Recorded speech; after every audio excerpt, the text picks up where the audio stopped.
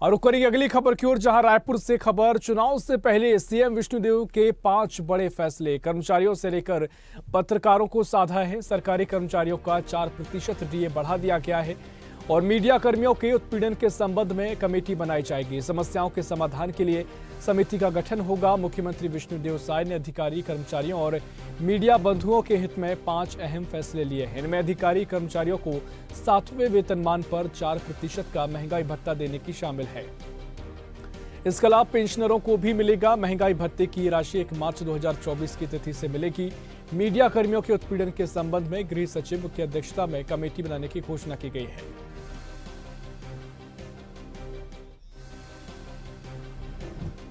और इसी खबर पर और जानकारी लेंगे। रायपुर से हमारे सहयोगी जयदास मानिकपुरी हमारे साथ लाइव जुड़ गए हैं। जयदास, मुख्यमंत्री विष्णुदेव साय ने 5 अहम फैसले लिए हैं और क्या कुछ ये फैसले हैं, कितना लाभ इनका कर्मचारियों को होगा, मीडिया बंधुओं के लिए, मीडिया कर्मियों के लिए क्या कुछ फैसला लिया गया, विस्तार से बताएं जयदास।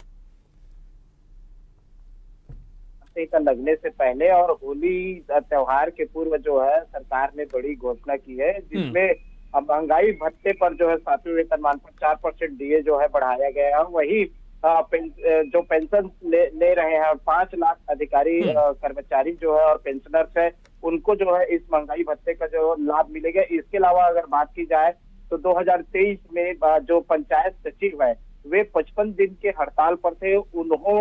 उनका जो है वेतन, जो 55 दिन की वेतन है हड़ताल की, उसको दिए जाने का जो फैसला कल मुख्यमंत्री विष्णुदेव साय ने की है, घोषणा की है। वही इसके अलावा अगर बात की जाए मीडिया कर्मियों की, जो बार बार शिकायतें आ रही थी कि मीडिया कर्मियों की उत्पीड़न का जो शिकायतें हैं प्रदेश भर से कहीं न कहीं से मिल रही थी, इस पर जो है एक कमेटी बनाई जाएगी। गृह सचिव की अध्यक्षता में जो है कमेटी बनाई जाएगी, जो जांच करेंगे कि किस तरीके से पत्रकारों के ऊपर केसेस है और उसको किस तरीके से जो है प्रशासन लेती है। तो इस तरीके का अगर देखा जाए तो 5 बड़ी जो घोषणाएं हैं कल विष्णुदेव साय ने अपने आवाज पर जो है प्रेस कॉन्फ्रेंस कर जानकारी दी।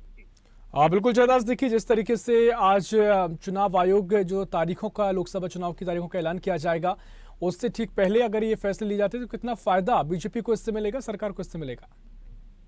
जी निश्चित तौर पे कहीं न कहीं कर्मचारियों की, अधिकारी कर्मचारियों की मांग थी। पूर्व सरकार जब कांग्रेस की सरकार रही है तब भी वे मांग पर अड़े हुए थे। इसके अलावा अगर देखा जाए पंचायत सचिव जिन्होंने 55 दिन जो है हड़ताल जो किया था धरना स्थल पर, उनका जो है वेतन 55 दिन का जारी करने की जो है घोषणा मुख्यमंत्री ने की है। तो निश्चित तौर पर यह चुनावी जो समय है उस समय बीजेपी को मिलती नजर आ रही है। वहीं बता दूं कि चुनावी मोड में जो है इस तरीके के फैसले लेना एक प्रकार से जो संबंधित लोग हैं उनको फायदा पहुंचाना एक प्रकार से बीजेपी के लिए साबित हो रही है। वहीं इसके अलावा अगर बात की जाए अन्य चीजों की, जैसे पत्रकारों के मामले जो है, उत्पीड़न के मामले आ रहे, तो इस पर जो फैसले लिए गए तो कहीं ना कहीं पत्रकारों के अंदर भी एक खुशी का माहौल है कि जो उत्पीड़न की जो शिकायतें आती थी उस पर जो है सरकार अब संज्ञान ले रही है। तो कहीं ना कहीं यह बीजेपी सरकार और बीजेपी संगठन के लिए फायदे साबित हो सकती है।